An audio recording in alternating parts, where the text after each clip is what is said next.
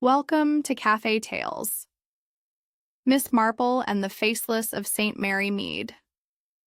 Tonight's story begins, but before we dive in, thank you for being here with us. I'm your host, Ailey, and isn't it wonderful how these mysteries bring us together from all corners of the world? Leave a comment letting us know where you're listening from. I read every single one. And don't forget to subscribe for new stories every day. Now let's begin the mystery. Chapter 1. Lanterns, Linen Veils, and a Whispered Oath. The October evening had settled over St. Mead with that peculiar quality of light that comes just before All Souls' Eve, when the veil between seasons grows thin and shadows seem to whisper secrets. In the parish hall, the yellow glow of electric bulbs mingled with the flickering dance of lantern flames, creating an atmosphere both festive and faintly mysterious. Miss Jane Marple sat in the third row, her knitting needles clicking in a gentle rhythm as she observed the rehearsal with the keen interest she brought to all village activities. The Dramatic Society, under the exacting direction of Mr. Basil Finch, was preparing their annual tableau for the All Souls procession, a representation they called the Faceless. "Now then, everyone must remember," called Mr. Finch from his position near the stage, his voice carrying the theatrical precision that had made him something of a legend in amateur dramatic circles. "The effect depends entirely upon uniformity. You're not individuals tonight. You are symbols of all souls who have passed beyond. The masks must be worn properly, the movement synchronized." 20 villagers stood arranged in careful formation, each wearing identical white linen masks that covered their faces completely. The masks were simple affairs, cut from good church linen and finished with neat buttonhole-stitched eyeholes. White veils flowed from the women's heads, while the men wore simple white caps. Each figure held a small lantern, creating pools of warm light that danced across the plain wooden floor of the hall. Miss Marple's eyes moved thoughtfully over the assembled company. There was something both beautiful and unsettling about this sight of familiar neighbors rendered anonymous behind those blank white faces. Mrs. Drusilla Marsh, stalwart of the Altar Guild, stood in the front row, her posture unmistakably erect even beneath the concealing veil. The new man, Mr. Lionel Vale, could be identified by his height and the particular way he held his shoulders, despite the mask that rendered his handsome features invisible. Mr. Vale had arrived in St. Mead only 3 months prior, setting up shop as a photograph restorer in premises on the High Street that had stood empty since old Mr. Tompkins, the clockmaker, had passed away. He was a charming fellow, perhaps 40 years of age, with an enthusiasm for village history that had quickly endeared him to many of the residents. His offer to help document the parish's past through restored photographs had been welcomed with particular warmth by the vicar and his wife. "The concept is quite profound, don't you think?" whispered Lady Bantry, settling into the seat beside Miss Marple with a rustle of silk. "All souls equal in death, faces hidden, individual identity dissolved into the universal." "Indeed, Dolly," Miss Marple replied softly, her fingers never pausing in their work. "Though I must confess there is something rather disturbing about seeing people one knows well rendered so completely anonymous." Near the stage, Miss Elizabeth Crowder fussed with her collection of hat stands and sewing materials.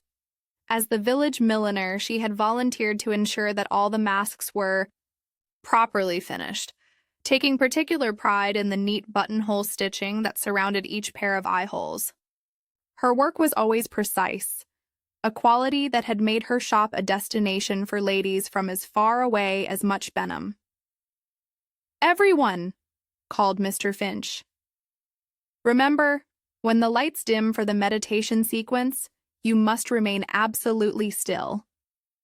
The effect of the lanterns in darkness will be quite ethereal.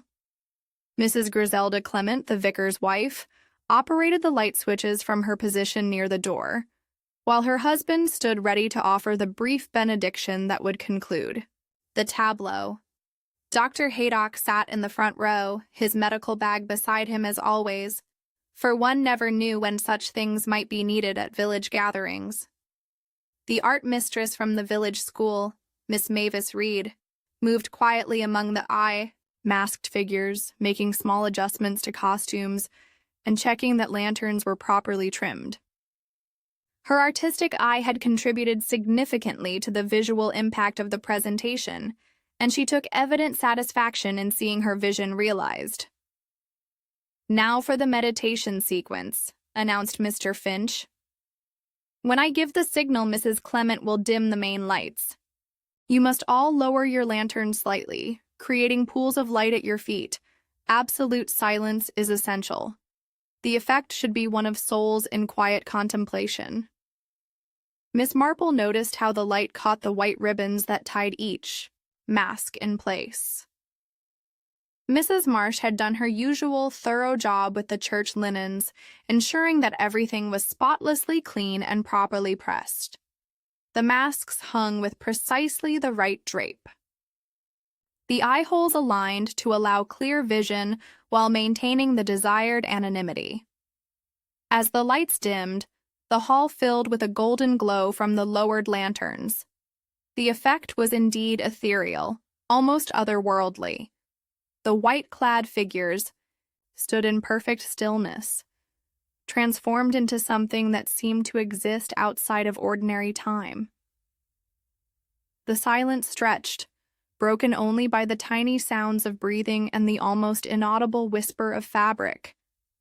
Then, quite suddenly, there came a sound that didn't belong. A faint rustling, followed by what might have been a whispered word, or perhaps merely a sharp intake of breath. Miss Marple's knitting needle stilled in her hands as she strained to listen. "Lights up!" called Mr. Finch after what seemed an appropriate interval. The electric bulbs blazed back to life, and spontaneous applause broke out among the small audience. The bar. Masked figures began to move, some raising their lanterns in acknowledgement of the appreciation being shown. But something was wrong. One figure remained motionless in his chair near the center of the formation. Mr. Vale sat slumped forward slightly, his lantern having slipped from nerveless fingers to rest on the floor beside him. "Mr. Vale," called Mr. Finch with some irritation, "the tableau has concluded." When there was no response, Dr. Haydock rose from his seat with the swift purposefulness that came from years of medical practice. He strode quickly to the motionless figure, and without ceremony, lifted the white mask from Mr. Vale's face. The applause died away into shocked silence. Lionel Vale's face was revealed, but it was a face that would never again show the animated enthusiasm that had characterized his brief residence in St. Mary Mead. His eyes stared sightlessly ahead, and his features bore the unmistakable stillness of death. "Nobody move," Dr. Haydock commanded sharply. "Mrs. Clement, please telephone for Inspector Slack immediately." Miss Marple carefully folded her knitting and placed it in her bag. Another mystery had come to St. Mary Mead, and she suspected that before it was solved, the concept of faces hidden and revealed would prove more significant than anyone yet realized. Chapter 2. The Mask with No Eye Holes. Inspector Slack arrived at the parish hall with his usual air of brisk efficiency. Though Miss Marple detected a certain weariness in his manner, as his gaze fell upon her, their previous encounters had taught him to respect, however grudgingly, her observations about village matters. "Right then," he announced, surveying the scene with professional thoroughness.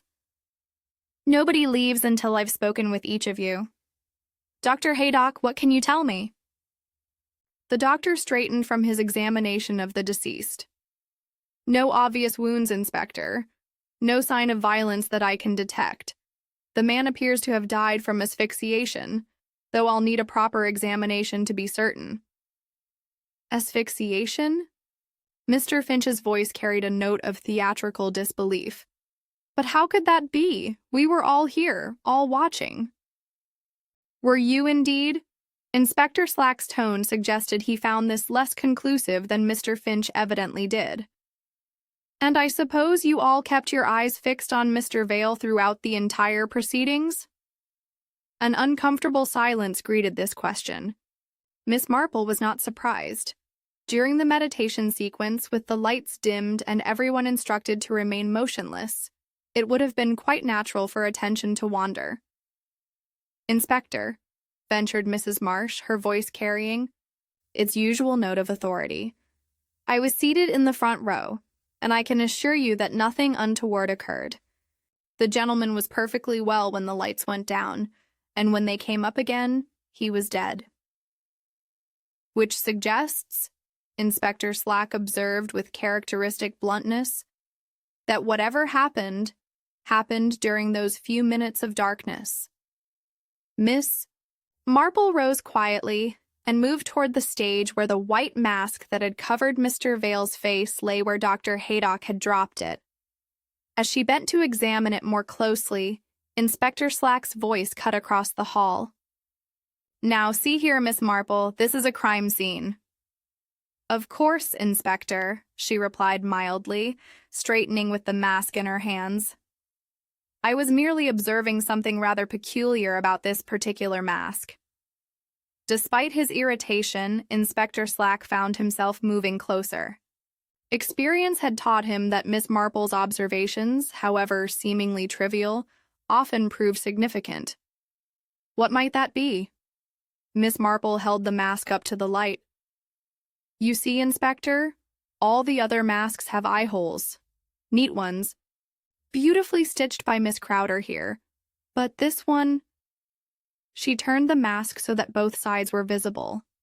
This one has no eye holes whatsoever. A murmur of surprise ran through the assembled company. Miss Crowder stepped forward, her face creased with confusion. That's impossible, she declared. I stitched every one of those masks myself. Each has exactly the same design, with properly finished eye holes. I take pride in my work, Inspector. I'm quite sure you do, Miss Marple agreed gently. And beautiful. Work it is. But perhaps you would be so good as to count the masks in the hamper? I believe you prepared exactly 20. The wicker hamper sat beside the stage, its contents now in some disarray after the evening's events. Miss Crowder approached it with the air of someone whose professional competence had been called into question. She began removing masks one by one, examining each carefully. 2, 3. Her voice grew more puzzled with each count.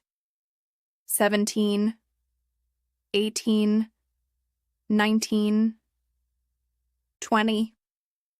She looked up with evident bewilderment. 20 masks, just as they should be, and every one of them has proper eye holes neatly stitched. Inspector Slack took the mask from Miss Marple's hands and examined it closely. The material was identical to the others, good quality church linen, but where the others showed neat buttonhole stitching around the eye openings, this one presented an unbroken expanse of white fabric. Furthermore, Miss Marple continued, running her fingers along the lower edge of the mask, this one feels rather different, stiffer, particularly around what would be the mouth area, almost as though it had been heavily starched. Dr. Haydock nodded thoughtfully. That would explain the faint odor I detected, starch and soap, with perhaps a hint of bluing, the sort of smell one associates with freshly laundered items. Freshly laundered? Inspector Slack's attention sharpened. But I thought these costumes were prepared earlier. Mrs. Marsh shifted uncomfortably. Well, yes, Inspector. That is to say, I did freshen the linens this morning. The masks and veils had been stored in the vestry for several weeks since we first tried them, and I felt they needed a proper washing and pressing before tonight's performance. Miss Marple moved to examine the hamper itself, running her hands along its wicker sides and lifting the lid to peer inside. "Mr. Finch, you collected the masks from the vestry and brought them here this evening." "That's correct." Mrs. Marsh had left them all neatly folded in the hamper, ready for distribution. "I simply carried it straight from the church to the hall." "And you counted them out to the participants?" "Naturally, 20 masks for 20 people. I pride myself on attention to such details." Miss Marple nodded absently, still examining the hamper. Something about it struck her as odd, though she could not immediately identify what. The interior appeared spotlessly clean, almost unnaturally so. Inspector Slack was studying the mysterious mask with growing puzzlement. "Dr. Haydock, could this thing have been used to suffocate a man?" "Quite possibly," the doctor replied. "If it were tied tightly enough, and if the fabric was stiff with starch, as Miss Marple suggests, it could certainly restrict breathing severely. A man taken by surprise, unable to call out or struggle effectively, in the darkness. But how?" Mrs. Clement's voice was barely above a whisper. How could someone approach Mr. Vale, remove his proper mask, and replace it with this one, all without being noticed? Miss Marple looked up from her examination of the mask's ribbon ties. "These ribbons are interesting, Inspector. Feel them, if you would." Inspector Slack ran the white ribbons through his fingers, frowning. "This one feels different from the others. Rougher, somehow." "As though something had been rubbed into the fabric," Miss Marple agreed. "Something waxy, perhaps. The sort of thing one might use when working with thread to prevent tangling." Miss Crowder's face flushed slightly. "I do use beeswax on my threads, it's true, but I waxed all the ribbons equally when I prepared the masks originally." "I'm sure you did," Miss Marple said soothingly. "But this particular ribbon seems to have received additional attention. The wax has been applied unevenly, almost hastily, as though someone were trying to match the texture of the others without quite succeeding." Inspector Slack was beginning to look grim.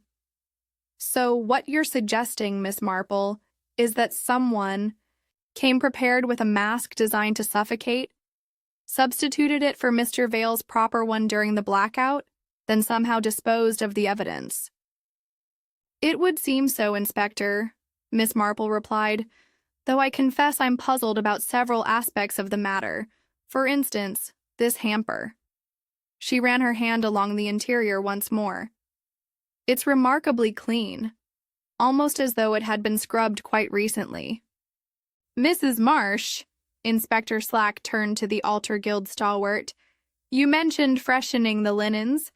Did that include cleaning the hamper?" "Well, naturally, I gave it a thorough cleaning when I washed the masks and veils. One doesn't put freshly laundered items into a dirty container." Miss Marple lifted the hamper's hinged lid, examining the tape that reinforced the hinge. "This feels damp, Inspector. Not wet, but as though it had dried rather quickly. Perhaps an artificial heat." A thoughtful silence fell over the group.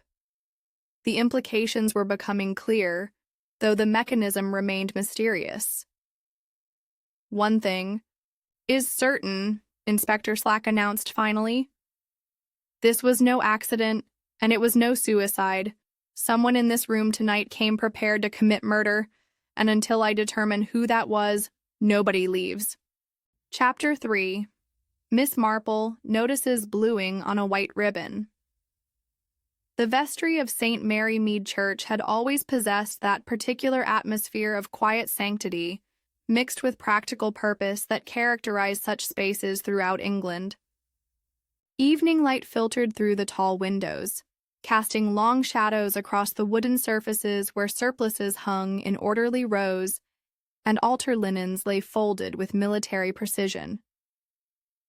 Miss Marple found herself there an hour after Inspector Slack had finally released the shocked participants from the parish hall, each having given their preliminary statements with varying degrees of coherence. The inspector had been thorough, but she felt perhaps not quite thorough enough in certain particulars. Mrs. Marsh stood beside the large oak chest where the church linens were stored, her capable hands smoothing an already perfectly arranged pile of communion cloths. Her movements carried the efficiency of long practice, but Miss Marple detected an underlying tension in the set of her shoulders. "Such a dreadful business," Mrs. Marsh was saying, though her voice held its customary firmness. "Poor Mr. Vale. To think that such a thing could happen during a church rehearsal of all places." "Indeed," Miss Marple agreed, settling herself on a wooden chair beside the pressing table. "Though I suppose wickedness can intrude anywhere, even into the most sacred spaces. May I?" She gestured toward a length of white ribbon that lay among the sewing materials. Mrs. Marsh nodded absently, her attention focused on refolding a particularly stubborn altar cloth. Miss Marple lifted the ribbon, running it slowly between her fingers, with the careful attention she normally reserved for examining a particularly complex knitting pattern. "You mentioned that you freshened all the linens this morning," Miss Marple observed conversationally. "Such conscientious work. I know how much care goes into maintaining the church's standards." 27 years I've been doing the church. Washing," Mrs. Marsh replied with unmistakable pride. "Every piece treated according to its needs, with proper bluing for the whites and starch for the items that require it. Standards must be maintained." Miss Marple held the ribbon closer to the window, where the fading daylight revealed something that had not been apparent in the artificial illumination of the hall. Deep within the weave of the white cotton, almost invisible unless one knew, to look for it was the faintest suggestion of blue. "Woolworth's bluing, I should imagine," she murmured. Mrs. Marsh turned sharply. "I beg your pardon?" "This ribbon," Miss Marple explained, holding it up. "There's bluing worked quite deeply into the fibers, the sort that comes from proper laundering of church linens. You do use Woolworth's, don't you? I recognize the particular shade." "Well, naturally, it's the only bluing worth using for proper white work. Modern people don't understand such things." "Oh, but I quite agree," Miss Marple assured her. "My dear mother always swore by it, though it does work its way quite thoroughly into the fabric, doesn't it? Once bluing has been used, it remains detectable for some time." She continued her examination of the ribbon, noting how the blue tinge was distributed unevenly, heaviest at certain points, as though the ribbon had been twisted or knotted during the washing process. It was exactly the sort of evidence that would result from freshly laundered items. "All the ribbons were treated equally, I assume?" Miss Marple asked. "Naturally. I don't do things by halves, Miss Marple. When I launder church linens, every piece receives the same care and attention." Miss Marple nodded thoughtfully. "And you returned them all to the hamper this morning, dried and pressed?" "I did indeed. Folded properly and placed in the hamper for Mr. Finch to collect. Everything was in perfect order." At that moment, the vestry door opened and Miss Crowder appeared, her sewing basket in hand and her expression distinctly agitated. "Mrs. Marsh, I must speak with you about those masks," she announced without preamble. "Inspector Slack seems to think that I somehow made an error in my work, but I can assure you that every mask I prepared was identical, with proper eye holes neatly finished." "I'm quite certain they were, dear," Mrs. Marsh replied soothingly. "Your needlework has always been exemplary." "But that's just the point." Miss Crowder set her basket down with unnecessary force. "One simply does not wash and then stitch. It pulls the tension completely awry." Any competent needlewoman knows that finishing work must be completed before laundering, not after. Miss Marple looked up with renewed interest. You mean to say that stitching eye holes after washing would create a different appearance? Most certainly. The fabric behaves differently once it's been wetted and dried. The weave tightens, the texture changes. Any buttonhole work done afterward would show distinctly different characteristics from work completed on fresh fabric. How fascinating, Miss Marple murmured. And you would be able to detect such differences? Any experienced seamstress could. The stitches would be tighter or looser depending on how the fabric had settled. The thread tension would be uneven. It's quite unmistakable, really. Mrs. Marsh had grown very still during this exchange, her hands suspended in their work of arranging the altar cloths. Miss Crowder, surely you're not suggesting that anyone would go to such lengths. It seems rather far-fetched. I'm not suggesting anything, Miss Crowder replied with some heat. I'm simply stating facts about needlework. Whether anyone chose to act upon such knowledge is quite another matter. Miss Marple rose and moved to examine the contents of Miss Crowder's sewing basket. Among the usual collection of threads, needles, and small scissors, she noted several lengths of ribbon identical to the one she'd been examining. Your ribbons don't show the bluing, she observed. Of course not. I keep my sewing materials in my shop, not in the church vestry. They haven't been subjected to laundering. Quite so. Miss Marple picked up one of Miss Crowder's ribbons and compared it directly with the one from the vestry. The difference, once pointed out, was unmistakable. The vestry ribbon bore the telltale signs of having been processed with bluing, while Miss Crowder's remained in its original state. Mrs. Marsh, Miss Marple said carefully, when you laundered the masks this morning, were they already completed? That is to say, with the eye holes cut and stitched? Why, yes, of course. Miss Crowder had finished them weeks ago before they were stored in the vestry. I simply gave them a thorough cleaning and pressing. All of them? Naturally. I don't believe in partial measures, Miss Marple. Miss Marple nodded slowly, her mind working through the implications. If all the masks had been completed before washing, then all the ribbons should show identical signs of the laundering process. Yet the ribbon from the mysterious eyeless mask could show not only bluing, but bluing applied unevenly, hastily, as though someone had attempted to match the appearance of properly laundered items without access to the same process. Miss Crowder, she said thoughtfully, you mentioned that needlework done after laundering would show different characteristics.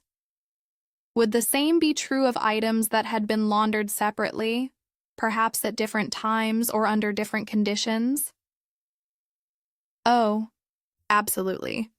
Temperature, the amount of agitation, the concentration of bluing, the drying conditions, all of these factors affect the final result.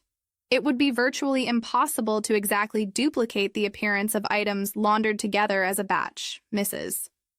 Marsh had resumed her folding with unnecessary vigor. I really don't see where this line of inquiry is leading. We're talking about church linens, not evidence in a criminal investigation. But that's precisely what they may be, Miss Marple replied gently. Evidence. The smallest details often prove most significant in such matters. She carefully replaced the ribbon among the vestry supplies, her mind filing away the observations for future consideration. The bluing told a story if one knew how to read it, and Miss Marple was becoming increasingly certain that the story would prove most illuminating indeed. I think, she announced quietly, that it might be wise to examine all the ribbons from tonight's masks rather more carefully. Something tells me they may not all tell quite the same tale. Chapter 4. The Photograph, Whose Faces Were Rubbed Away. The narrow staircase leading to Lionel Vale's photographic studio creaked with each step as Miss Marple made her way upward, accompanied by Inspector Slack and a rather reluctant Mrs. Clement. The inspector had initially objected to Miss Marple's presence, but the vicar's wife had insisted that someone with intimate knowledge of village history should examine whatever materials Mr. Vale had been working on. The studio occupied the entire upper floor of the High Street premises, its large windows facing north to provide the steady light essential for photographic work. Developing trays lined one wall, while contact prints hung from a wire system that stretched across much of the room. The sharp smell of chemicals lingered in the air, testament to recent activity. Poor man was certainly industrious, Inspector Slack observed, surveying the numerous photographs scattered across the worktops. Seems to have been documenting half the county's history. Miss Marple moved slowly among the displays, her experienced eye taking in the careful organization of Mr. Vale's work.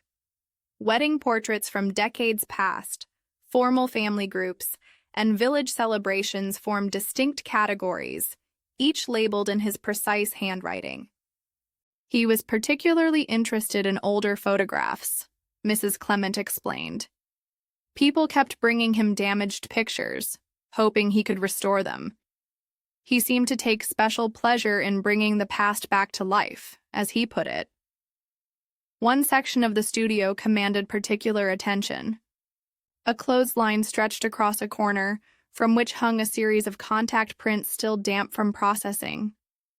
Miss Marple approached these with careful interest, noting the subject matter.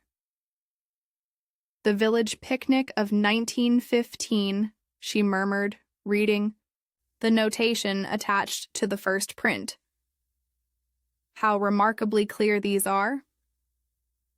The photographs captured a gathering on the village green with residents arranged in the formal poses typical of the period. Ladies in long white dresses and elaborate hats stood beside gentlemen in their Sunday best, while children fidgeted in the foreground. The detail was extraordinary, faces clearly visible despite the passage of nearly 4 decades. Inspector Slack joined her examination. Bit before my time, but I recognize some of these faces. There's Dr. Haydock's father. Surely, and isn't that the old vicar, Mr. Clement's predecessor? Indeed it is, Mrs. Clement confirmed. Mr. Vale was particularly excited about this series. He said the glass plate negatives were in remarkable condition, stored all these years in the church archives. Miss Marple moved to examine the original photographs from which the new prints had been made. These showed considerable age and damage, with fading and staining that made many details difficult to discern. But what caught her attention immediately was something far more deliberate than the ravages of time. "How very curious," she said softly. Several of the original prints bore unmistakable signs of deliberate alteration. Faces had been carefully scraped away, leaving blank spaces where features should have appeared. The work had been done with considerable skill, using what appeared to be a sharp instrument to remove the photographic emulsion without damaging the surrounding areas. "Someone has made these people faceless," Miss Marple observed, quite literally. Inspector Slack leaned closer, his expression sharpening. "You mean someone deliberately damaged these photographs?" "More than damaged, Inspector. Someone took considerable care to obliterate specific individuals while leaving the rest of each image intact. See here and here." She pointed to the affected areas. "The removal is precise, targeted. This wasn't vandalism or accident." Mrs. Clement studied the photographs with growing fascination. "But why would anyone do such a thing? What could be the purpose?" Miss Marple continued her examination, noting which figures had been targeted for removal. The pattern was not immediately obvious, but she sensed there was logic to it. In one photograph, a couple standing at the edge of the group had been rendered anonymous. In another, a single gentleman had suffered the same fate. Mr. Vale's restoration work would have reversed this damage, she mused. Using the glass plate negatives, he could reproduce these photographs exactly as they were originally taken, complete with the faces someone took such care to hide. She moved to the area where Mr. Vale's current projects were displayed. Among them, prominently positioned and clearly representing significant work, was a partially completed restoration of one of the damaged picnic photographs. The new print showed remarkable clarity, with previously obscure details now plainly visible. But the most striking aspect was the restoration of the deliberately damaged section. Where the original showed only a blank space, the new print revealed a young woman standing arm in arm with a soldier in uniform. The woman bore an unmistakable resemblance to Mrs. Drusilla Marsh, as she might have appeared 37 years earlier. "Well, I never," breathed Mrs. Clement. "That's Mrs. Marsh, isn't it? She was Miss Drusilla Whitton then, of course, but I don't recognize the gentleman." Miss Marple studied the image carefully. The soldier was tall and distinguished, with the bearing of an officer. His uniform suggested a regiment that would have been stationed locally during the war years. Most significantly, he wore a wedding ring, clearly visible in the detailed restoration. "A married man," Miss Marple observed quietly. Inspector Slack was examining other work surfaces, looking for additional clues to Mr. Vale's recent activities. "There's a note here about a school presentation, Village History Through Photography, scheduled for Friday next. That would be tomorrow." "Yes," Mrs. Clement confirmed. Mr. Vale was to give a talk to the children about local history, using his restored photographs as illustrations. He was particularly enthusiastic about showing how modern techniques could bring the past back to life. Miss Marple continued her examination of the restoration materials. This particular photograph would have been part of his presentation. "I believe so." He mentioned having some especially interesting discoveries to share. The implications were becoming clear. Whatever scandal had prompted the original defacement of these photographs decades ago would have been publicly revealed through Mr. Vale's restoration work. The carefully hidden past would have emerged into the light of current scrutiny. "Inspector," Miss Marple said thoughtfully, "I believe it would be wise to determine the identity of this soldier. Military records from 1915 should still exist, and his regiment can be identified from the uniform details." "You think this connects to Vale's murder?" "I think, Inspector, that someone in St. Mary Mead has been keeping a secret for nearly 40 years. A secret important enough to deface photographs and perhaps important enough to kill, to preserve." She moved to examine Mr. Vale's filing system, noting his methodical approach to cataloging and cross-referencing his work.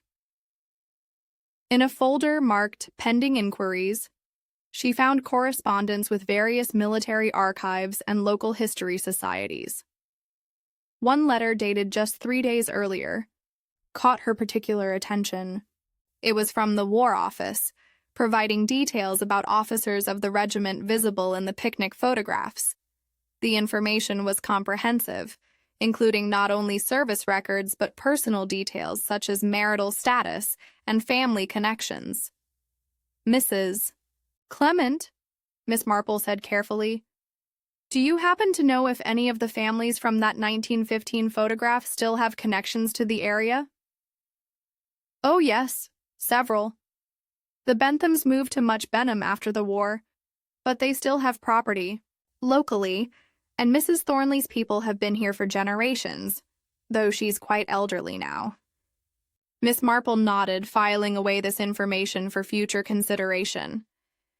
The photograph told a story of hidden relationships and concealed identities, but more importantly, it suggested a motive powerful enough to drive someone to murder. "I think," she said finally, "that we need to understand exactly what Mr. Vale intended to reveal in his school presentation.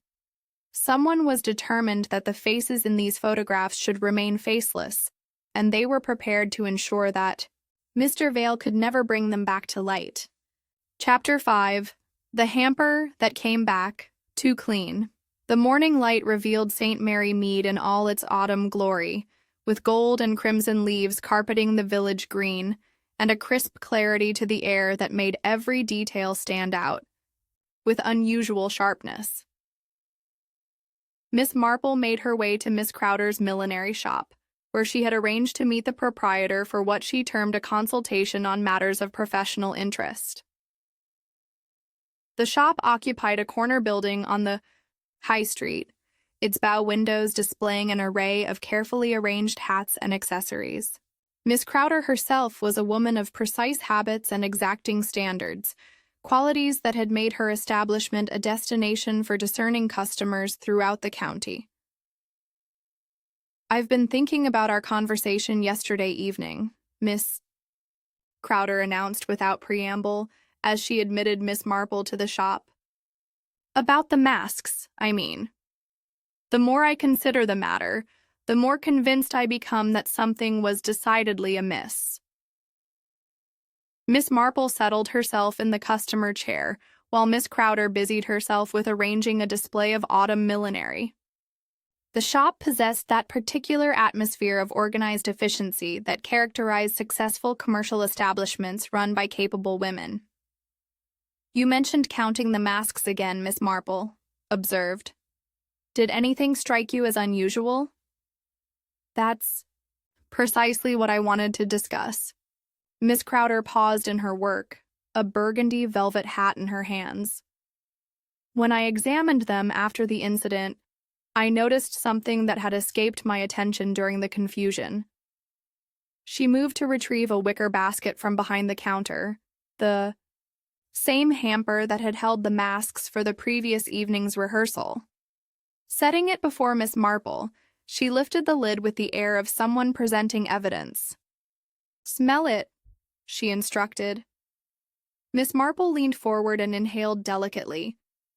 The interior of the hamper carried a strong scent of soap and cleaning agents, far more pronounced than one would expect from a container that had simply held freshly laundered linens. "Carbolic soap," she identified, "and something else. Washing soda, perhaps." "Precisely. The sort of thorough cleaning one might undertake if one were attempting to remove all traces of whatever might have been contained within." Miss Marple ran her fingers along the wicker interior, noting its spotless condition. "You mentioned that this hamper usually accumulates debris from your work, always bits of thread, fabric scraps, the occasional pin or needle. It's impossible to prevent when one is handling sewing materials. Yet look at it now." Miss Crowder indicated the pristine interior. "Not so much as a speck of lint." The observation was telling. Miss Marple had noted the hamper's unusual cleanliness the previous evening, but had not immediately grasped its significance. Now, in the clear light of morning, and with Miss Crowder's professional eye to guide her, the implications became clearer. "Mr. Finch mentioned collecting this hamper from the vestry and carrying it directly to the hall," Miss Marple recalled. "He seemed quite certain of the sequence of events." "Yes, and that's what puzzles me further." Miss Crowder lifted the hamper's lid again, examining the hinges with professional attention. "Feel this hinge tape, Miss Marple, the fabric reinforcement along the edge." Miss Marple obliged, running her fingers along the cloth tape that strengthened the hamper's hinged lid. The material felt stiff and slightly damp, with a particular texture of fabric that had been wetted and then dried quickly under artificial heat. "It's been washed very recently," she observed. "Within hours, I should say." Exactly my conclusion, which raised the question of when and where such cleaning might have taken place. Mrs. Marsh is meticulous about church property, certainly, but this level of scrubbing suggests something beyond routine maintenance. At that moment, the shop bell chimed, and Lady Bantry entered, bringing with her a swirl of cool air and the rustle of autumn leaves. "My dear Miss Crowder," she announced, I hope I'm not interrupting, but I simply had to tell someone about the most extraordinary thing I observed yesterday afternoon. Miss Marple looked up with interest. What sort of thing, Dolly?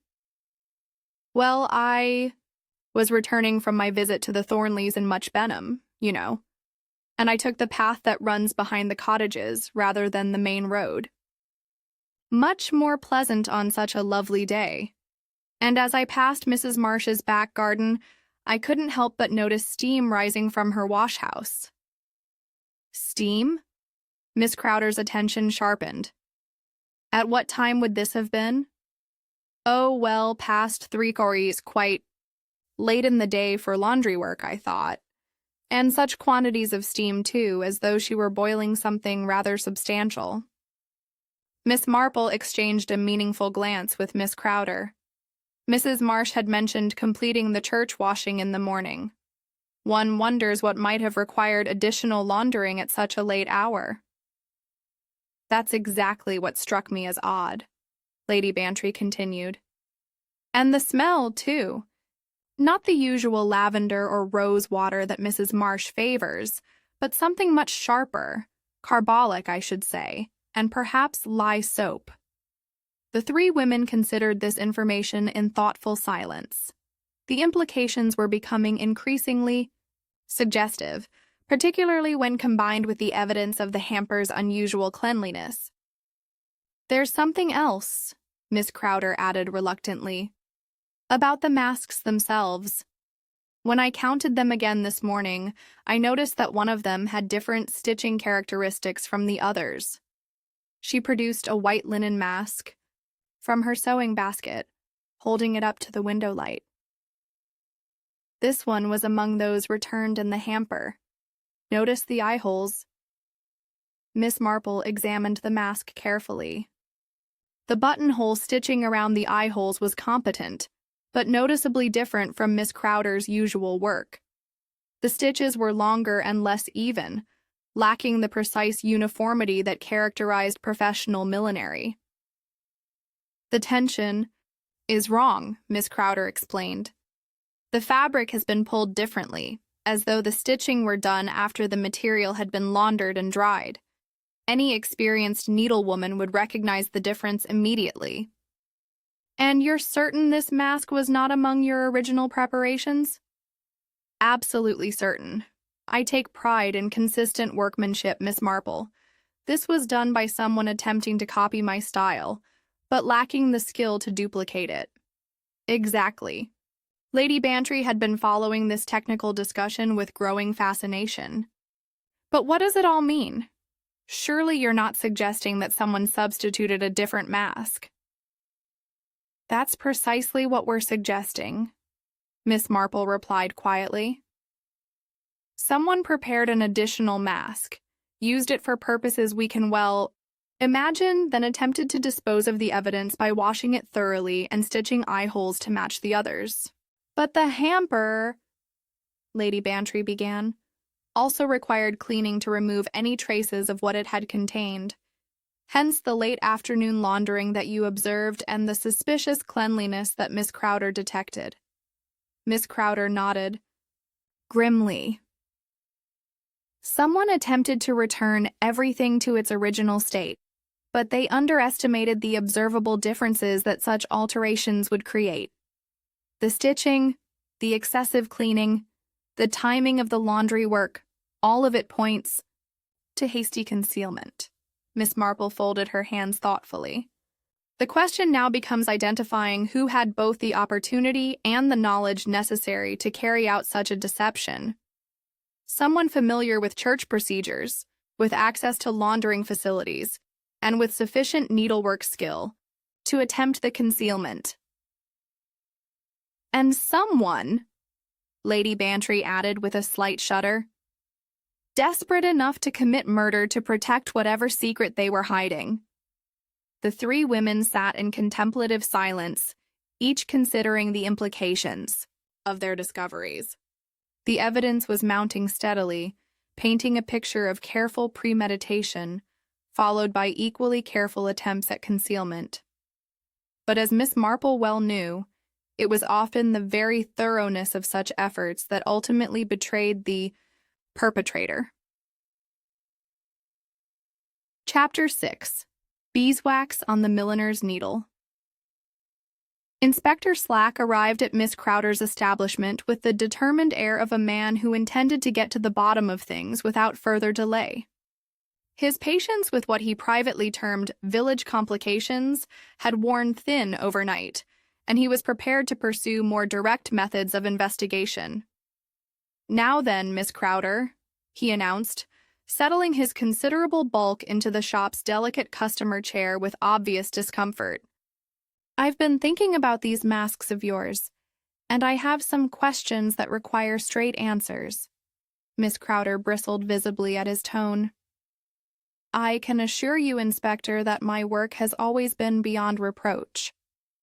If you're suggesting any negligence on my part—" "I'm not suggesting anything yet," Inspector Slack interrupted.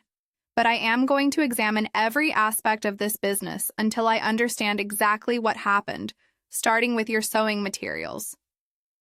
He gestured toward the work basket that sat beside Miss Crowder's chair, its contents neatly organized according to her professional habits. "You mentioned using beeswax on your threads. Show me." With obvious reluctance, Miss Crowder retrieved a small block of pale yellow wax from her supplies. "I wax all my threads before stitching," she explained stiffly. "It prevents tangling and ensures smooth, even stitches. Any competent needlewoman follows such practices." Inspector Slack examined the wax block, noting how it had been worn smooth by repeated use. "And you apply this to every thread you work with?" "Naturally. Consistency is essential for professional results." "Then perhaps you can explain this." The inspector produced one of Miss Crowder's milliner's needles from his pocket, holding it up to catch the morning light. "Found this in your work basket yesterday evening. Notice anything particular about it?" Miss Crowder leaned forward, frowning. The needle bore several small flecks of what appeared to be white powder, concentrated near the eye where thread would normally pass through. "That looks like starch," she said slowly. "Precisely what I thought. Now, Miss Crowder, when would you have cause to use a starched thread in your millinery work?" "Never." The response was immediate and definitive. Starch would make thread stiff and unworkable. It would be completely unsuitable for fine needlework. Inspector Slack nodded with grim satisfaction. "Yet here we have your needle bearing clear traces of starch, which suggests it was used for work involving starched materials. Materials like perhaps a certain mask that was found to be unusually stiff." Miss Crowder had grown pale during this exchange.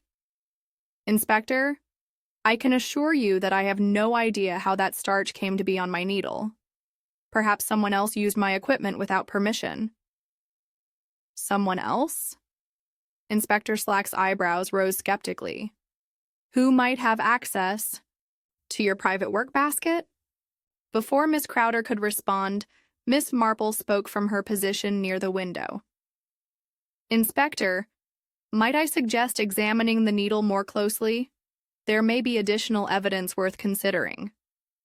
With obvious reluctance, Inspector Slack handed the needle to Miss Marple, who studied it with the careful attention she brought to all such details. "Most interesting," she murmured. "Miss Crowder, would you be so good as to demonstrate your normal stitching technique, using a fresh needle, of course?" Miss Crowder selected a new needle from her supplies and drew it through the beeswax block with practiced efficiency. The resulting thread bore a thin, even coating of wax that gleamed subtly in the light. "Beautiful work," Miss Marple observed. "Notice, Inspector, how the wax is distributed. Smooth, uniform, applied with expert technique." She held up the suspicious needle for comparison. "Now observe this one. The starch particles are obvious, but look more carefully at the eye of the needle. There are traces of wax as well, but applied quite differently. Inspector Slack squinted at the needle. Different how?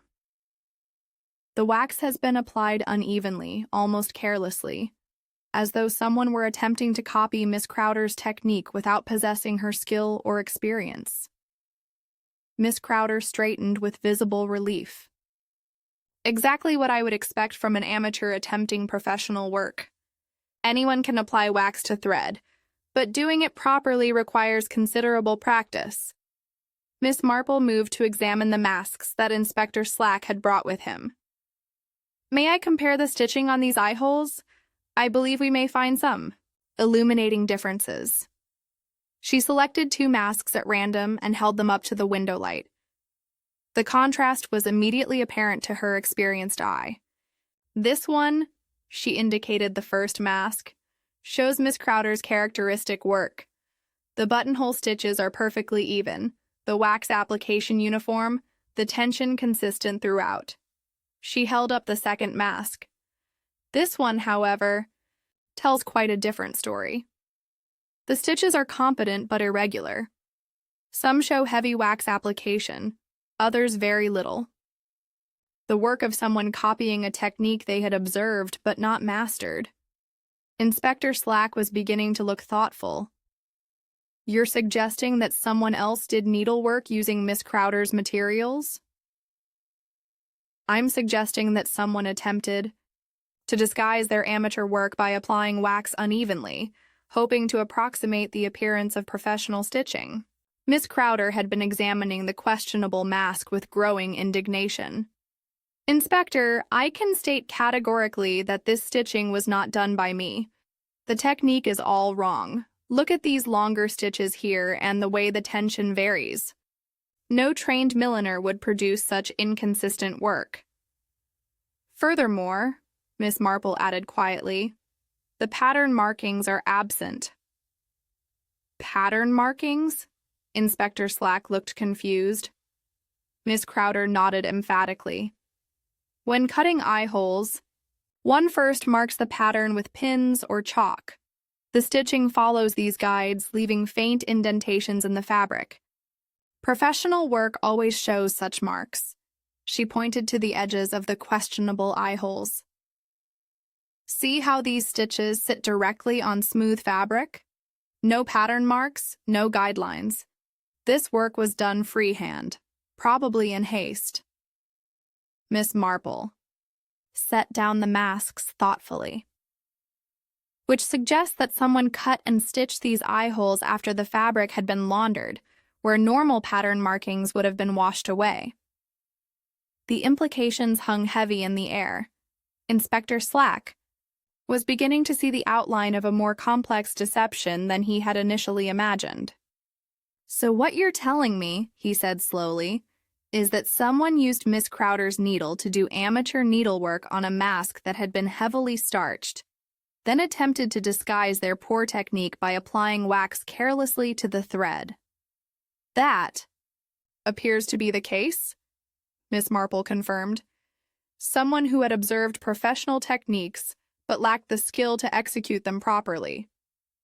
Inspector Slack pocketed the needle with an air of grim determination. Then it seems I need to have some very direct conversations with the other people who had access to these materials yesterday evening. As he prepared to leave, Miss Marple called after him softly. Inspector, you might also inquire about who would have had both the knowledge and the facilities to apply heavy starch to fabric. Such work requires specific equipment and considerable experience. Chapter 7. The Choir Loft Alibi. The afternoon sun slanted through the tall windows of St. Mary Mead Church, casting long rectangles of golden light across the worn stone floor. Miss Marple found herself once again in the familiar sanctuary, this time accompanied by Inspector Slack and the church verger, whose knowledge of ecclesiastical routines was proving unexpectedly valuable to the investigation. Now then, Mr. Finch, Inspector Slack was saying with barely concealed impatience. Let's go through your movements during that blackout period one more time. And I want details, mind you, not vague theatrical gestures. Mr. Basil Finch stood beside the organ console, his usually commanding presence somewhat diminished by the inspector's relentless questioning. As I have explained repeatedly, Inspector, I was positioned in the choir loft throughout the meditation sequence. My responsibility was to monitor the lighting effects and ensure proper timing. From up there, Inspector Slack gestured toward the elevated gallery that housed the church organ, and you could see the entire hall, naturally. The choir provides an excellent vantage point for overseeing dramatic presentations. Mrs. Clement, who had been listening quietly from a nearby pew, nodded reluctantly. That's quite true, Inspector. I did notice Mr. Finch's figure outlined against the stained glass. He appeared to remain in position throughout. Miss Marple had been examining the bell ropes that hung near the organ console, running her fingers thoughtfully along the worn hemp. Mr. Finch, you mentioned earlier that you had been adjusting the bell mechanisms this afternoon. Quite demanding. Work, I should imagine. Indeed it was. The ropes require regular maintenance, and today seemed an opportune time to attend to them. One must keep everything in proper working order. Fascinating. Miss Marple held up her hands, noting their pristine condition. Though I confess, I'm surprised that such work would leave no traces. Bell ropes, in my experience, tend to deposit a certain amount of resin and fiber on one's hands and clothing. Mr. Finch glanced down at his own cuffs, which were notably clean despite his claims of rope handling. Well, naturally, I took care to clean myself afterward. Standards must be maintained. Inspector Slack had moved to examine the bell ropes himself, noting the distinctive resin that coated the hemp fibers. When he rubbed his fingers along one rope, they came away marked with the sticky residue that was characteristic of such equipment. Curious thing, Mr. Finch. This resin seems quite persistent. Takes considerable scrubbing to remove, I'd imagine. Before Mr. Finch could respond, Mr. Tibbles cleared his throat apologetically. Begging your pardon, Inspector, but I was working on those very ropes this morning. Gave them a thorough cleaning and treatment, I did. Mr. Finch offered to help, but I explained that the work was already completed. An uncomfortable silence settled over the group. Mr. Finch's expression had grown noticeably strained. Miss Marple had moved to examine Mrs. Marsh, who stood near the altar with her characteristic air of composed authority. Mrs. Marsh, I couldn't help but notice that your sleeves show traces of what appears to be fine blue powder. Bluing, perhaps. Mrs. Marsh glanced down at her dark woolen sleeves, where indeed a faint dusting of blue was visible. Quite naturally. Miss Marple. I spent the morning tending to the altar silver and this afternoon working with the church linens. One cannot avoid such traces when doing proper cleaning work. Of course not. And that small mark there, Miss Marple indicated, a tiny pinprick of bright silver on Mrs. Marsh's cuff. Silver polish, I presume? Precisely. The candlesticks required considerable attention after last week's service. Proper maintenance is essential for church property. Inspector Slack was beginning to look thoughtful. The alibis that had seemed so solid the previous evening were developing curious inconsistencies under closer examination. Miss Reed, he called to the art mistress who had been arranging flowers near the chancel. You mentioned being responsible for the stage arrangements during the blackout. Where exactly were you positioned? Miss Reed approached with her characteristic quiet efficiency. I was moving along the left side of the stage area, Inspector, ensuring that the lanterns remained properly positioned and that none of the participants had difficulty with their costumes. In the dark, the stage area wasn't completely dark. The lanterns provided sufficient illumination for safety purposes. Miss Marple had been studying Miss Reed's appearance with interest. You work in the school darkroom quite regularly, don't you? Developing photographs for educational purposes. Yes, indeed. The children find visual aids very helpful for their history lessons. I imagine such work leaves its own distinctive traces. The chemicals used in photography can be quite persistent. Miss Reed extended her hands for examination. Her fingers bore the faint brown stains that were characteristic of photographic work, but nothing more recent than what might be expected from routine classroom activities. Mr. Vale was particularly interested in your darkroom facilities, Miss Marple continued conversationally. He mentioned the excellent equipment available at the school. He had spoken of borrowing our enlarger for some of his restoration work. The detail possible with school equipment is quite remarkable. Inspector Slack had been taking careful notes of these exchanges. The pattern of alibis and contradictions was becoming clearer, and he was beginning to see discrepancies that had not been apparent during the initial questioning. Mr. Finch, he said suddenly, about these bell ropes. If you didn't actually work on them today, what were you doing this afternoon that might have given you such clean hands and cuffs? Mr. Finch's theatrical composure began to crack slightly. I may have been mistaken about the exact nature of my activities. The preparation for this evening's rehearsal involved numerous tasks. Indeed it did, Miss Marple observed mildly. Though one would expect someone genuinely involved in physical preparation work to show some traces of their efforts. She had moved to examine a work table near the vestry where various church maintenance supplies were stored. Among them, she noted several containers of cleaning materials and polishing compounds.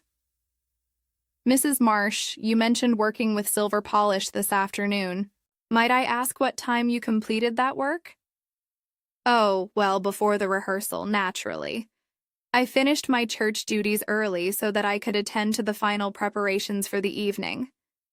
Of course, though Miss Marple noted that your sleeves bear not only the blue dusting we discussed, but also what appears to be more recent silver residue, the sort that might result from work completed quite recently indeed. Mrs. Marsh's composed expression wavered slightly. One cannot always prevent such traces when working with church property, Miss Marple. Inspector Slack was growing increasingly confident that the alibis were beginning to unravel. The physical evidence was telling a different story from the carefully rehearsed accounts he'd received. It seems to me, he announced, that several people in this church have been less than completely forthcoming about their activities yesterday afternoon and evening, and I intend to discover exactly what each of you was really doing during the crucial periods. Miss Marple folded her hands thoughtfully. Inspector, I believe we may find that the most revealing evidence lies not in what people claim to have done, but in the traces their actual activities have left behind. The hands and clothing often tell a more honest story than the tongue. Chapter 8. A Scarlet Thread Inside a White Mask. The evening shadows had begun to gather in the parish hall as Miss Marple sat alone at one of the wooden tables. The mysterious eyeless mask spread before her like a piece of evidence in a court of law. Inspector Slack had grudgingly permitted her this private examination, though he remained skeptical of what further revelations might emerge from what appeared to be a simple piece of church linen. The mask lay flat against the polished wood, its stark whiteness somehow more ominous in the fading light than it had appeared during the previous evening's tragic events. Miss Marple adjusted her spectacles and bent closer, her experienced fingers exploring every seam and fold with the methodical precision of someone accustomed to detecting the smallest irregularities in fabric. It was along the lower hem that she found it. Caught in the threads where the mask's edge had been finished was a single fiber, so small as to be nearly invisible unless one knew precisely where to look. But Miss Marple's years of needlework had trained her eye to notice such details, and this particular fiber immediately commanded her attention. The thread was scarlet red, bright and distinctive against the pristine white of the mask. More significantly, it possessed the particular texture and thickness of what shopkeepers called tagging thread, the sturdy cotton used to attach price cards and identification labels to merchandise. Miss Marple carefully extracted the fiber, with the tip of her knitting needle, holding it up to catch the last rays of sunlight streaming through the hall's windows. The color was unmistakable, a vibrant red that spoke of recent manufacture and specific purpose. Most illuminating, she murmured to herself, wrapping the fiber carefully in her handkerchief for safekeeping. The discovery prompted her to examine the mask even more thoroughly. The hem itself showed signs of having been handled repeatedly, with slight variations in the stitching that suggested multiple stages of construction or modification. Some areas appeared to have been sewn with particular haste, while others displayed the careful attention to detail one would expect from experienced needlework. At that moment, the hall door opened and Miss Crowder entered, carrying her ever-present sewing basket and wearing an expression of determined purpose. "Miss Marple, I've been thinking about our conversation this afternoon, about the different stitching techniques. I mean, there's something else I believe you should know." Miss Marple looked up with interest. "Please do sit down. I was just making some observations of my own about this particular mask." Miss Crowder settled herself at the table and immediately focused on the mask with professional attention. "Yes, I can see what you mean about the stitching variations, but what I wanted to tell you concerns the thread itself." She opened her sewing basket and retrieved several cards of thread in various colors. "I always use cream-colored thread for my white work. It provides better tension control and creates more durable seams. See?" She held up a card wound with thread of a pale neutral tone. "However," she continued, selecting another card, "this red thread is not from my supplies. I recognize the weight and texture, but the color is quite foreign to my usual materials." Miss Marple examined the thread Miss Crowder indicated. It was indeed identical in weight and texture to the scarlet fiber she discovered, but distinctly different from the cream-colored materials that comprise Miss Crowder's normal stock. "Where might one obtain such thread locally?" Miss Marple inquired. "Any number of places, I should think. Mrs. Drayton at the general store carries basic sewing supplies, though her selection is rather limited. Mrs. Marsh, of course, maintains quite extensive supplies for her church work." "Ah, yes," Miss Marple said. "Mrs. Marsh's workbox. I don't suppose you've had occasion to observe her thread selection." Miss Crowder's expression grew thoughtful. "Actually, yes. When we were organizing the Harvest Festival decorations last month, I noticed that she keeps a remarkable variety of colors for her church projects. Red thread particularly, as I recall, for marking and identification purposes." Marking and identification? Oh, yes. Mrs. Marsh is quite systematic about labeling church linens. She attaches small tags with identifying information before sending items for cleaning or storage. Red thread is traditional for such purposes in ecclesiastical work. Miss Marple nodded slowly, filing away this information with a growing collection of details that were beginning to form a coherent pattern. "Miss Crowder, you mentioned that professional needlework leaves distinctive characteristics. Would you be able to identify the specific techniques used in different parts of this mask?" Miss Crowder leaned forward to examine the mask more closely, her trained eye noting details that would escape casual observation. "The hemwork here is quite competent, though not professional quality. The stitches are even, but lack the precision of trained work.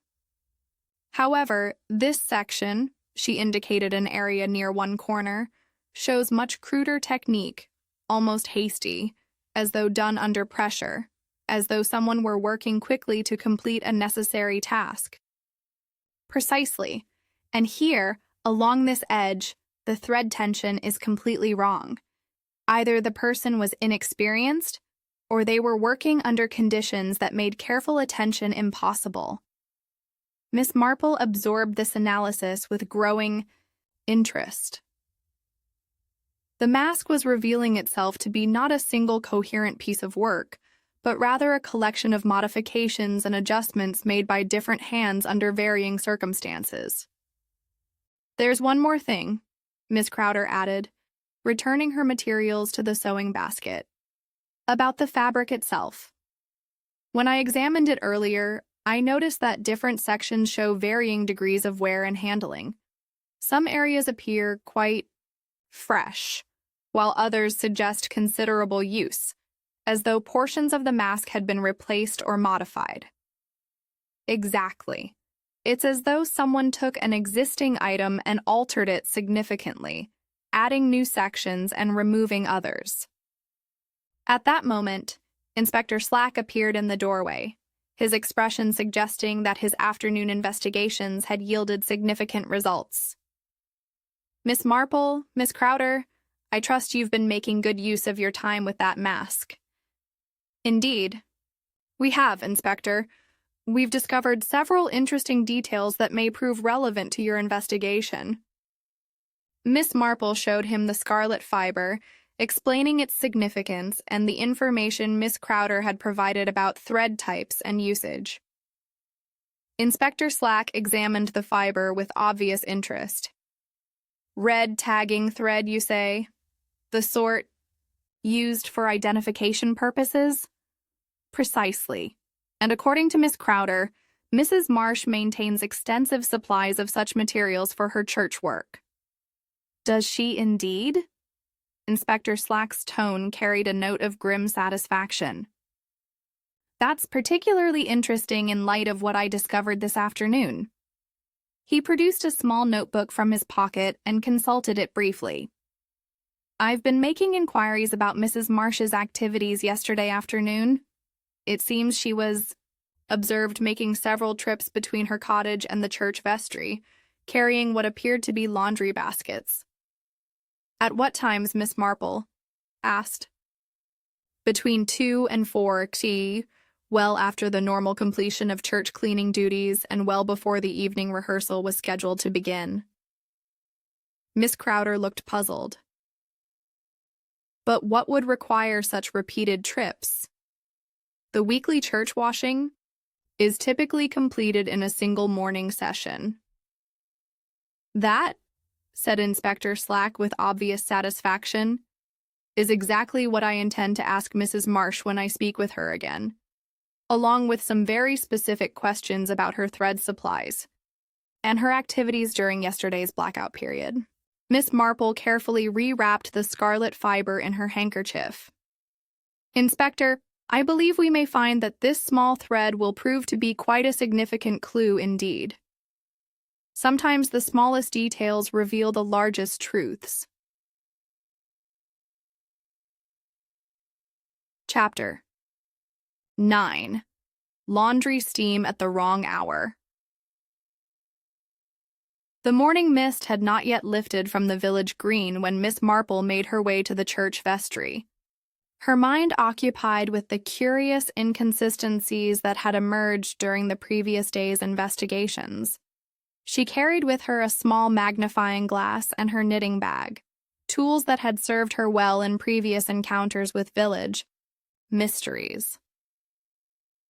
The vestry door stood slightly ajar, and through it she could hear the familiar sounds of Mrs. Marsh attending to her weekly duties.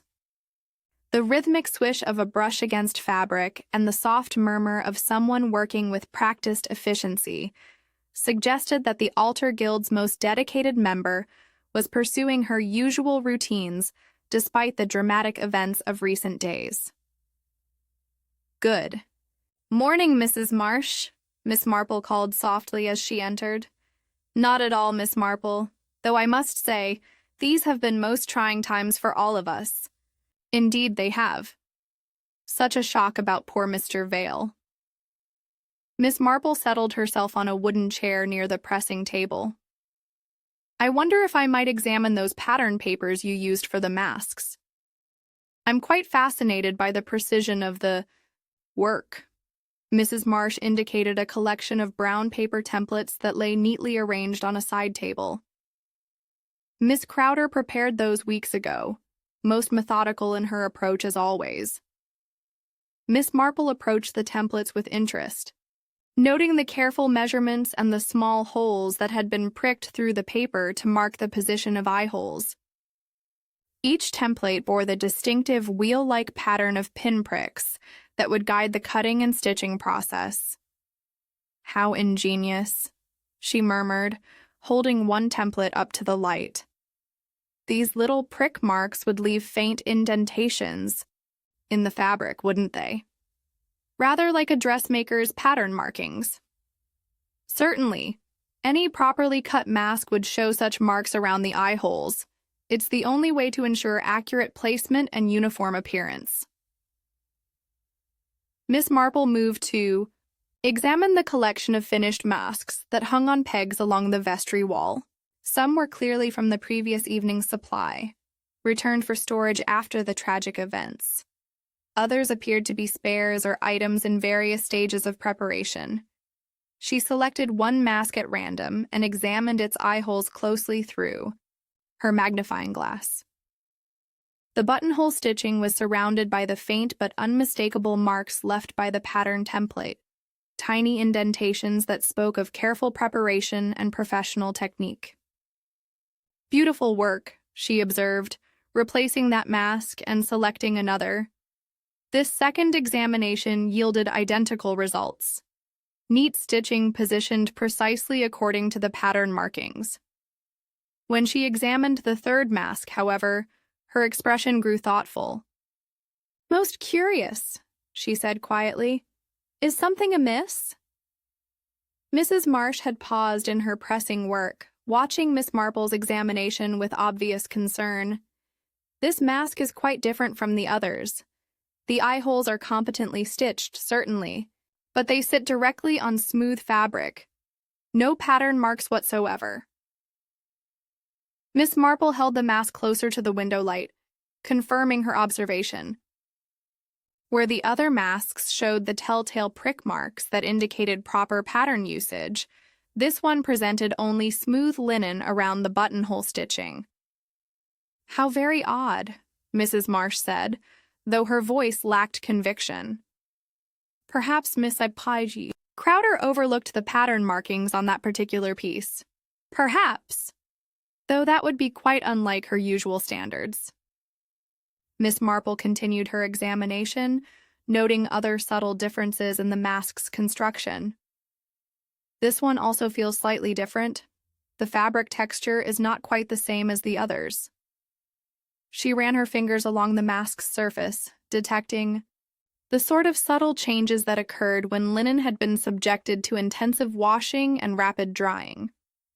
The fabric had the particular stiffness that resulted from such treatment, distinctly different from items that had undergone normal laundering processes. "Mrs. Marsh, when you freshened the masks yesterday morning, did you treat them all identically?"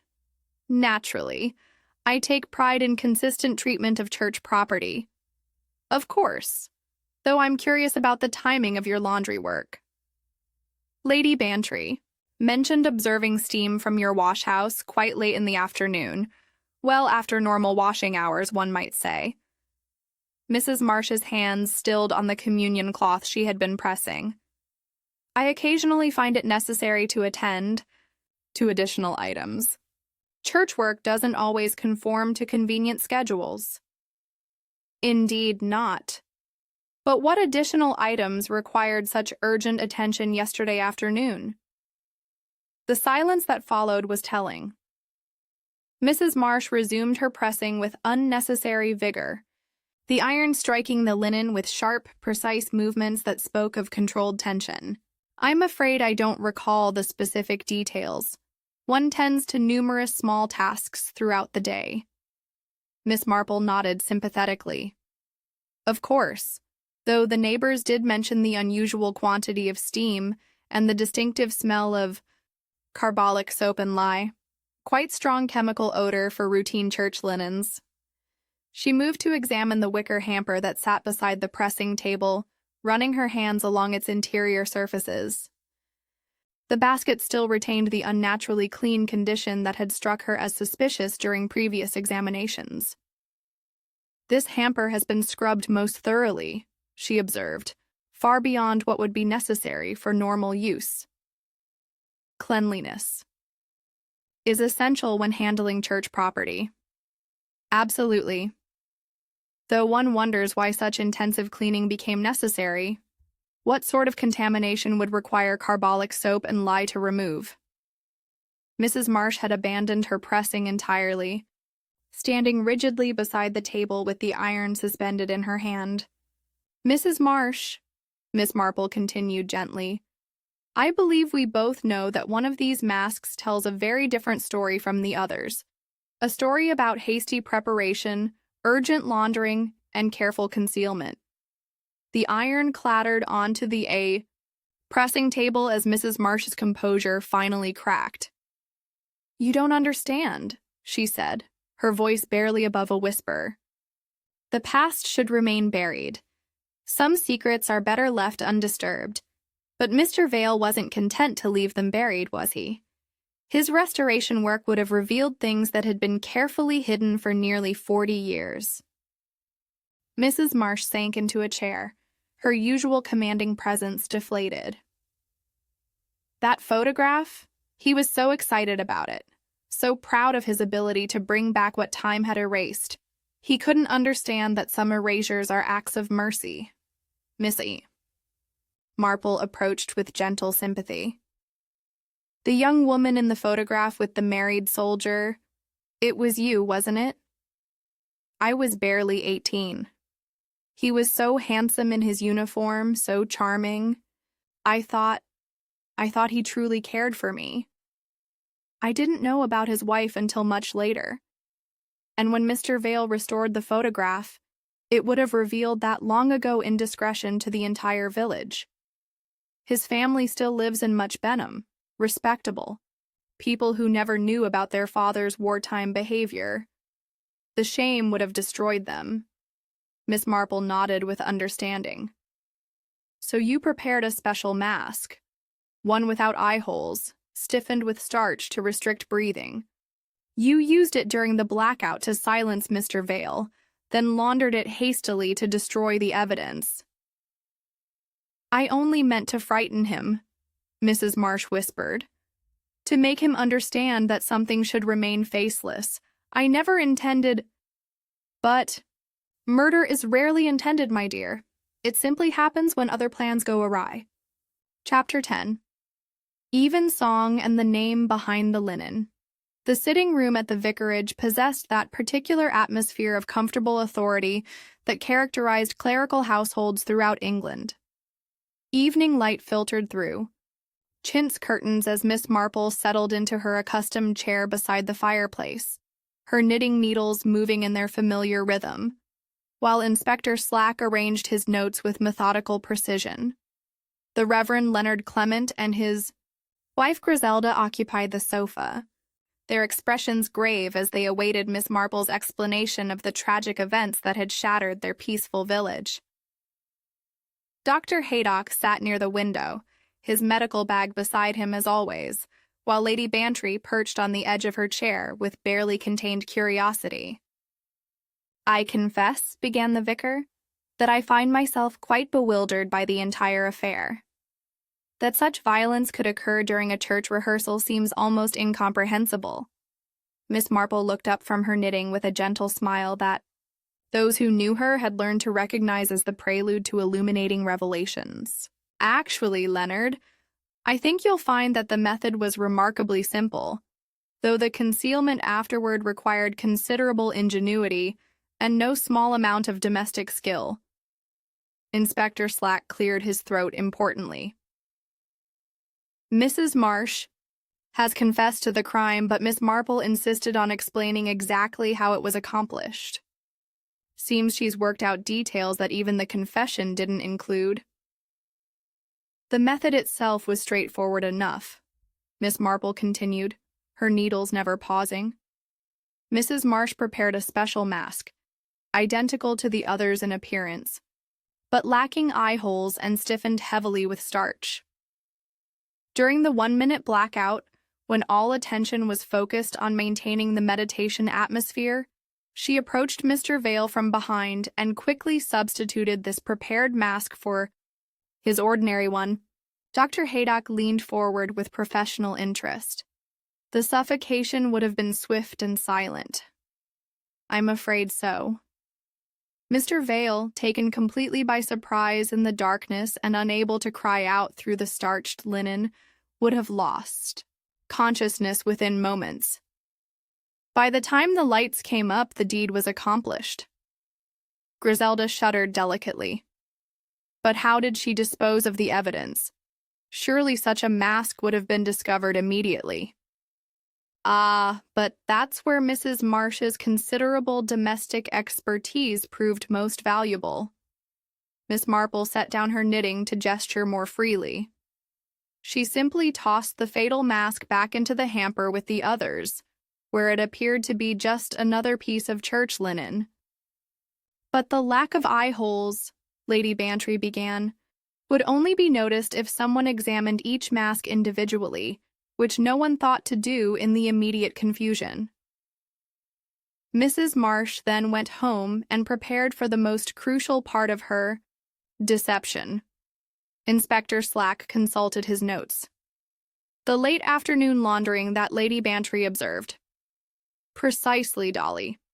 Mrs. Marsh retrieved the hamper, laundered the fatal mask thoroughly to remove all traces of starch and any other evidence, then carefully cut eye holes and stitched them to match the others. Finally, she scrubbed the hamper itself until it was unnaturally clean. The vicar shook his head in bewilderment. But surely such alterations would be detectable. Indeed, they were to anyone who knew what to look for. Miss Marple retrieved her knitting and resumed the steady rhythm. The bluing worked deep into the ribbon weave betrayed fresh laundering. The absence of pattern prick marks around the eye holes showed that the stitching had been done after washing, not before. The uneven beeswax application on the ties revealed amateur work attempting to copy professional techniques. Dr. Haydock was making notes of his own. And the scarlet thread you found. Mrs. Marsh uses red tagging thread for labeling church linens before laundering. A fiber became caught in the mask's hem during handling, providing a direct link to her workbox. Inspector Slack added grimly, not to mention the steam at an unlikely hour, and that suspiciously clean hamper. All the evidence pointed in the same direction once we knew how to read it. Lady Bantry had been following this recitation with growing amazement. But why did she take such enormous risks? What could possibly justify murder? Miss Marple's expression grew gentle with understanding. The motive lies in a photograph, Dolly. One that Mr. Vale had restored and intended to display publicly at his school presentation. She explained about the 1915 village picnic photograph, the deliberately obscured faces, and the restoration that would have revealed a young Drusilla Whitton in the company of a married soldier.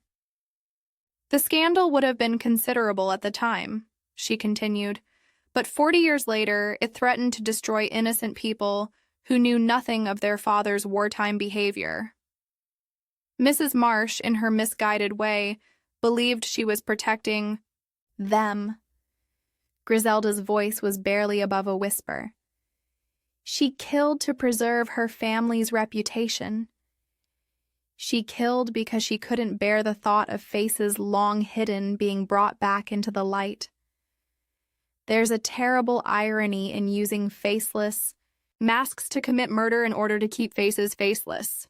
The vicar cleared his throat. But why couldn't the other suspects have been responsible? Surely Mr. Finch, Miss Crowder, or Miss Reed might have had similar motives. Miss Marple shook her head decisively. Mr. Finch's alibi was actually quite solid once properly examined. His silhouette was visible in the choir loft throughout the crucial period, and his clean cuffs proved he hadn't been handling bell ropes as claimed. But they also showed he hadn't been engaged in the sort of physical activity that murder would require. Miss Crowder's stitching signature was far too distinctive and professional. The amateur needlework on the fatal mask could never have been her work, and she had no access to the laundering facilities necessary for the concealment. Miss Reed had the darkroom knowledge, but no access to church laundering procedures. More importantly, she had arranged the school presentation herself, which hardly suggests she wanted to suppress the photographs Mr. Vale would have shown. Inspector Slack nodded with satisfaction. Only Mrs. Marsh had the combination of opportunity, knowledge, and facilities necessary to carry out both the crime and the concealment. When confronted with the evidence of her telltale stitching, the bluing in the ribbons, and the hamper she had cleaned so thoroughly, she confessed. A thoughtful silence settled over the room. Finally, Lady Bantry spoke, her voice subdued. To take away a face? How dreadful. Miss Marple carefully folded her knitting and placed it in her bag. There are societies that hide faces for humility, my dear. But secrecy is another cloth altogether. It is always the domestic hand that betrays such deceptions, how we stitch, wash, and tidy our work. Wickedness, I am afraid, is seldom quite as clean as it means to be. As the evening shadows deepened around the vicarage sitting room, the assembled company sat in contemplative silence, each reflecting on how the simple desire to keep old secrets buried had led to new tragedy. In the distance, the church bells began their evening call, the ancient voices carrying across St. Mary Mead as they had for centuries, calling the living to prayer and the dead to rest.